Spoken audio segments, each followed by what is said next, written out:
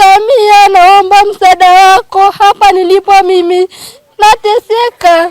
Nyumba yangu imefungwa, nyumba yangu imeuzwa. Hatujui alonunua ni nani na alouza nyumba yangu ni nani. Ni majonzi na uchungu uliopitiliza kwa mama wa watoto wawili aitwaye Mariam Gwaruda, mkazi wa kijiji cha Mwada, kitongoji cha Burunge B, wilayani Babati, mkoani Manyara. Ameiomba serikali kumsaidia baada ya nyumba aliyokuwa akiishi kuuzwa kufuatia agizo la mahakama ya mwanzo ya Mwada. Mariam amesema kwa sasa yeye pamoja na watoto wake wamebaki bila sehemu ya kuishi, huku wakikabiliwa na changamoto ya chakula na mavazi. Ni Mariam Gwaruda, naishi kijiji cha Mwada, kitongoji cha Burunge B.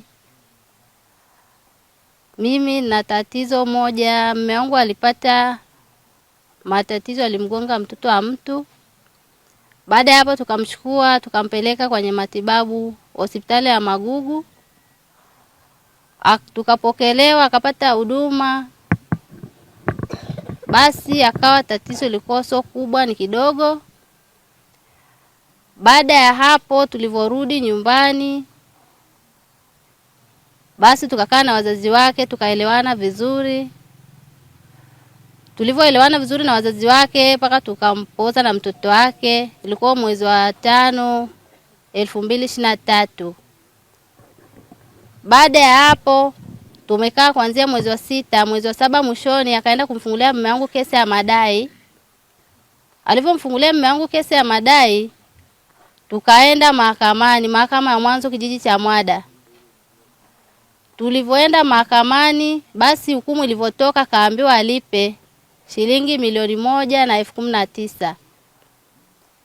Baada ya hapo, kutokana na sisi tulivyomhudumia mtoto kwa gharama zetu sisi, ule baba mzazi wa mtoto hakuhudumia mtoto wake, tulihudumia sisi. Basi tukaambiwa hii ushauri sisi hatujaridhika na hiyo hukumu. Basi tukakata rufaa tukaenda mahakama ya Babati Ulaya. Tulivyoenda kule mahakama ya Babati Ulaya tukasikilizwa ya kwanza, ya pili, ya tatu. Tukarudishwa nyumbani, tukaambiwa turudi nyumbani tumalizane. Tumekuja tumekaa, basi ule bwana akagoma kutusikiliza. Baada ya hapo tukarudi tena ofisi ya kijiji ya Mwada. Tukakaa na vitongoji na mtendaji. Basi tukaenda na shilingi 500,000 mkononi. Basi ule bwana alikataa kupokea zile veza. Akadai kwamba hiyo hela hailipi, lakini sisi tulimpa kama pole ya mwanae.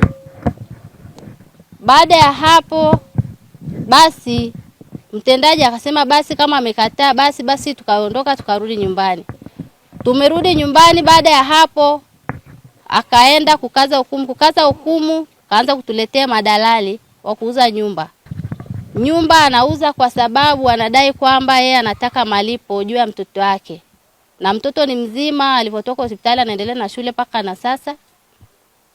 Basi baada ya hapo akadai kwamba anatuuzia nyumba kwa sababu anataka malipo juu ya mtoto wake. Tumeenda tumepeleka malalamiko, lakini hatusikilizwi. Kila baada unaenda unaeleza maelezo, unaambia rudi nyumbani ukae.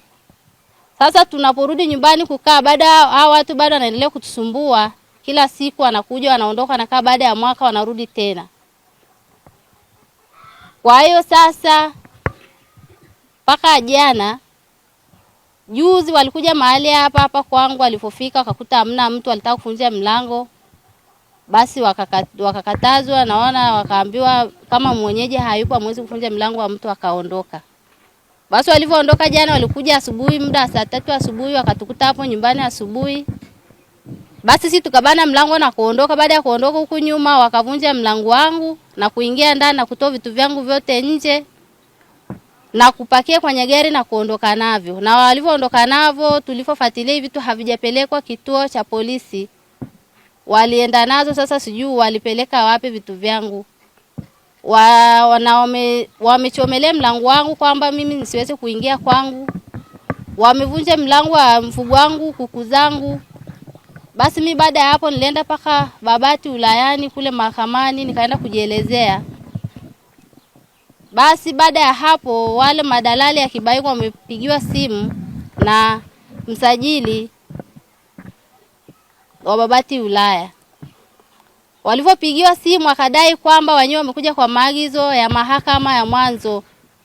Mahakama ya mwanzo inaweza kuuza mali ya mtu kwa sababu ya madai, na madai ni madai ya nini? Hatujafanyana biashara yoyote baada ya kusema ni kumlipa mtoto wake. Yaani ndio hivyo tunanyanyasika. Hii 2023, hii ni mwaka 2026, tunateseka kila siku, tunanyanyasika.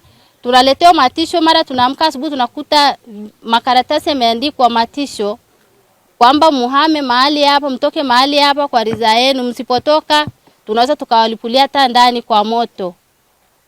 Basi nikapeleka malalamiko ofisi ya kijiji cha Mada. Polisi kata alinipokelea kweli, karatasi walikuwa na mtendaji, hakunisikiliza.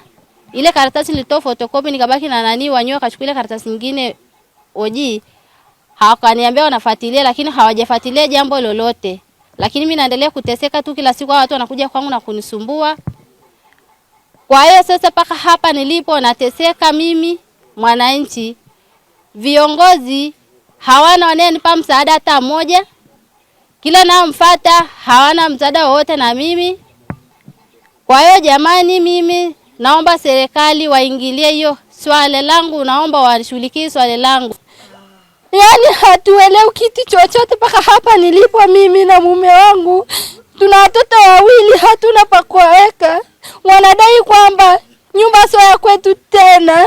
Na sijui, sina sababu, sijachukua mkopo, sidaiwi na mtu, sija kumkosea mtu.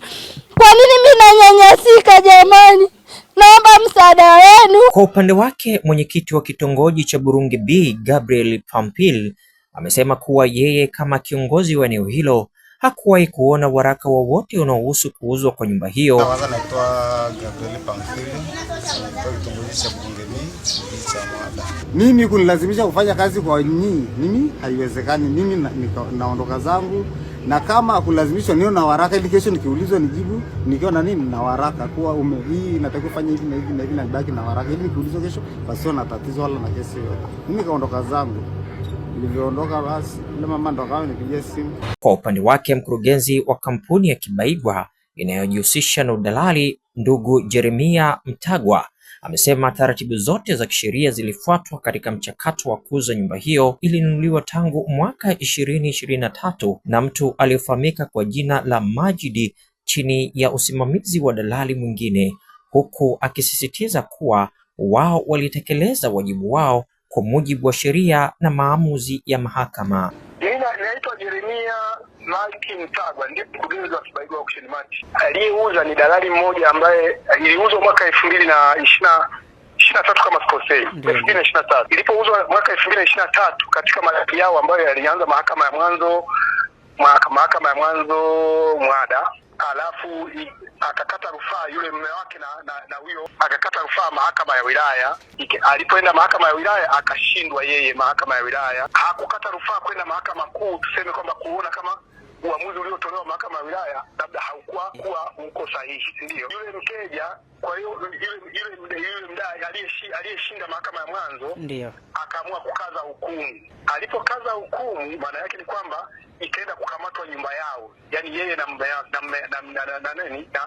mke wake. Ndio ilipokamatwa ile nyumba ndani ya siku 14 kwa maana ya makusudio ya kuuzwa kwa mnada, si ndio?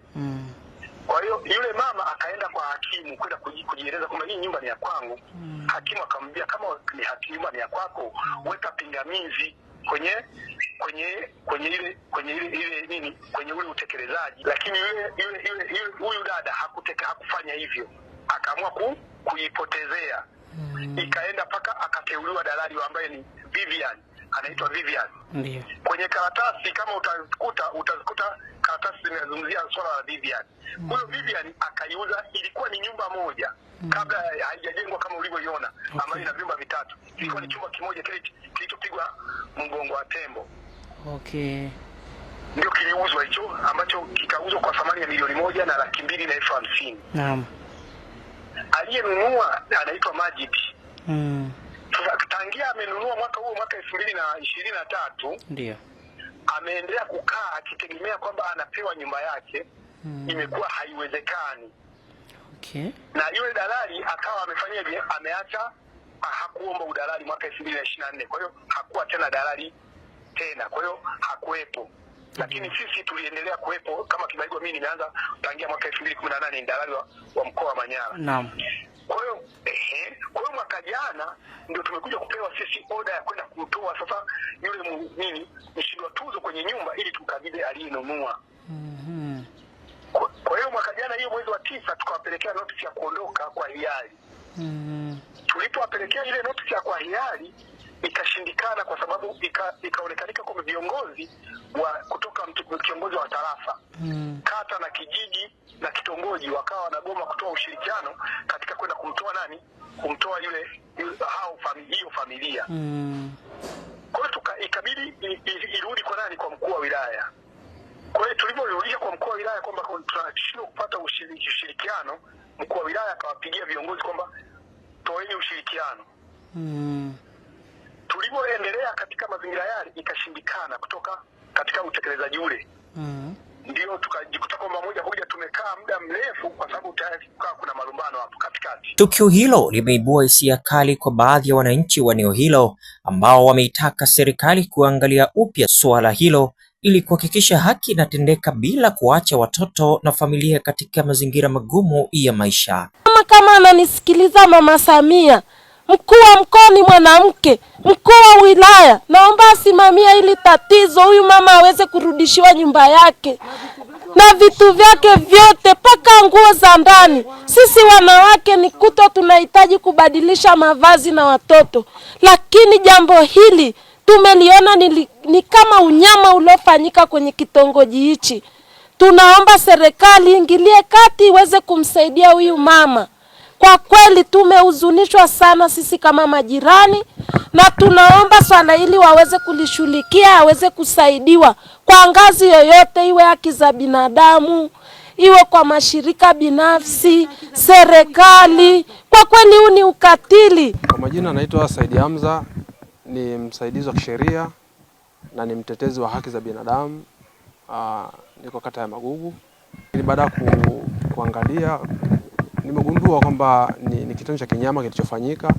Hatukatai, nchi yetu inaendeshwa kwa mujibu wa sheria na utaratibu, lakini walichokifanya hapa nafikiri sio kitu kizuri, kwa sababu kwanza hawakuangalia maslahi mapana ya hii familia. Kingine ni watoto ambao kimsingi ndio haswa walitakiwa waangalie. Watoto hawa wanasoma, lakini angalia leo hawakwenda shule kwa sababu wamechukua kila kitu. Sasa kama una uwezo wa kufika kwenye nyumba ya mtu na kuchukua kila kitu, tunashangaa ni amri ya mahakama gani inayoruhusu vitu kama hivyo, kwa sababu angalau kuna vitu ambavyo kimsingi walitakiwa vifate. Kuna taratibu za kufuata. Mtu anatakiwa aame kwenye nyumba, sawa, hatukatai kama sheria imesema hivyo, lakini kuna taratibu zinatakiwa zifate. Kutoka hapa wilayani Babati mkoani Manyara, mimi ni Junior Ladislaus na hii ni Wasafi Media.